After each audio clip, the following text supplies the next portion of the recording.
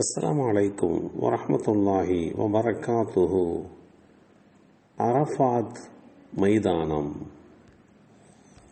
அல்லாஹுடைய தூதர் ஸல்லல்லாஹு அலைஹி வஸல்லம் அவர்கள் கூறினார்கள், ஹஜ் என்பது அரஃபாத் ஆகும் என்று 3 முறை கூறினார்கள்.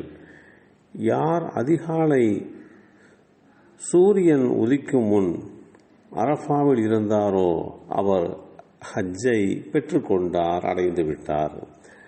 இந்த செய்தி அபூதாவூத் என்ற நூலிலே 1949 என்ற எண்ணிலே பதிவு செய்யப்பட்டிருக்கிறது.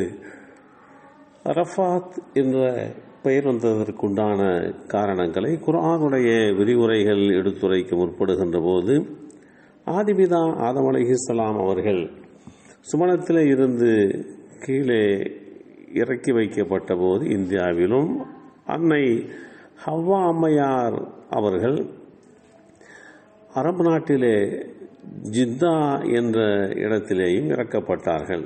அவர்கள் உலகத்திற்கு வந்த பிறகு இருவருடைய சந்திப்பும் அரஃபாத் என்னும் இடத்திலே தான் நிகழ்ந்தது. இதனால் தான் அந்த இடத்திற்கு அரஃபாத் என்று பெயர் வந்தது. இது பொதுவாக மக்கள் ஒருவரை ஒருவர் அறிந்து கொள்ளும், அறிமுகம் செய்து கொள்ளும் இடமாக இருப்பதனாலேயே இதற்கு அரஃபாத், அறிந்து கொள்ளும் இடம் என்கின்ற பொருள்படுகின்ற அந்த பெயர் ஏற்பட்டது. துல்ஹஜ் மாதம் பிறை 9ஆம் நாள் அன்று குறிப்பிட்ட நேரத்திற்குள் அரஃபாத் என்ற இந்த மைதானத்தில் தங்குவது ஹஜ்ஜினுடைய முக்கியமான ஒரு ருக்குன், தூண் என்று அறியப்பட்டிருக்கிறது. ஒருவருக்கு இந்த அரஃபாத் மைதானத்திலே தங்குவதற்குண்டான வாய்ப்பு கிடைக்கவில்லை என்று சொன்னால், தவறி போய்விட்டது என்று சொன்னால், அதற்கு எந்த விதமான பரிகாரமும் ஈடு செய்தலும் கிடையாது. அவருடைய ஹஜ்ஜும் நிறைவேறாமல் போய்விடும். எனவேதான் இந்த அரஃபாத் என்கின்ற அந்த மைதானத்தில் குறிப்பிட்ட நாளிலே குறிப்பிட்ட நேரத்திற்குள்ளாக தங்கியிருப்பதை முக்கியத்துவம் வாய்ந்ததாக ஹஜ்ஜினுடைய அந்த தூண்கள் தெளிவுபடுத்துகின்றன.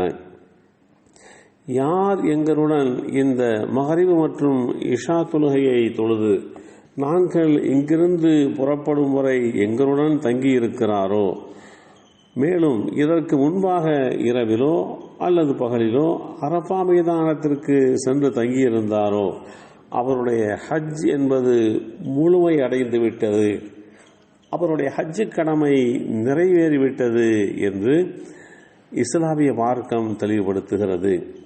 அறியாமை காலத்திலே குறைஷி வம்சத்தை சேர்ந்தவர்கள் தங்களுடைய குலப்பெருமையை வெளிப்படுத்துவதற்காக ஹஜ்ஜு கடமையை நிறைவேற்றுகின்ற போது சாதாரண மக்களோடு அரஃபா மைதானத்திற்கு செல்ல மாட்டார்கள். மாறாக அவர்கள் முஸ்தலிஃபாவிலேயே தங்கிவிடுவார்கள். நாங்கள் ஹரம் எல்லையில் வசிப்பவர்கள், எனவே ஹரம் எல்லையை விட்டு வெளியே போக மாட்டோம் என்று கூட அதற்குண்டான காரணங்களை சொல்வார்கள். இதனை வேதமறை குர்ஆன் கண்டித்து தெளிவானதொரு வசனத்தை இறக்கியருளது. சாதாரண மக்களுடன் அரஃபா மைதானத்திற்கு செல்ல வேண்டும் என்று அந்த கட்டளை அமையப்பெற்றது. இந்த விஷயத்திலே சுய விருப்பத்திற்கோ பெருமைக்கோ இடமில்லை.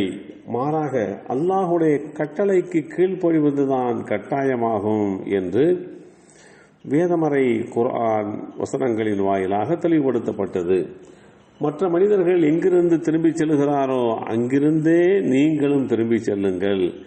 இன்னும் நீங்கள் மன்னிப்பு கோருங்கள். நிச்சயமாக அல்லாஹ் மன்னிப்பவனாகவும் கிருபையுடையவனாகவும் இருக்கிறான். அல் குர்ஆன் அத்தியாயம் 2 சூரத்துல் பக்கரா வசனம் 199 தெளிவுபடுத்தப்பட்டது. பிறகு மக்கள் எங்கிருந்து திரும்பி வருகிறார்களோ அங்கிருந்து நீங்களும் திரும்பி வாருங்கள். அதாவது அரஃபாத் மைதானத்தில் இருந்து நீங்கள் திரும்பி வாருங்கள் என்கின்ற கட்டளையாகவே அல்லாஹ் தெளிவுபடுத்தி காட்டினான். அந்த அடிப்படையிலே தான் புனிதமான இந்த அரஃபாத் மைதானம் பெயர் பெற்று விளங்குகிறது. எல்லாம் வல்ல அல்லாஹு தாலா ஹஜ் கடமையை நிறைவேற்றுகின்ற போது இந்த புனிதமான அரஃபாத் என்ற மைதானத்திலே குறித்த நாளிலே குறித்த நேரத்திலே தங்கியிருந்து ஹஜ்ஜை முழுமையாக அடைந்து கொள்கின்ற வாய்ப்பை நமக்கும் நம் சந்ததிகளுக்கும் வழங்கி அருள்புரிவானாக. அஸ்ஸலாமு அலைக்கும் வரஹ்மத்துல்லாஹி வபரகாத்துஹு.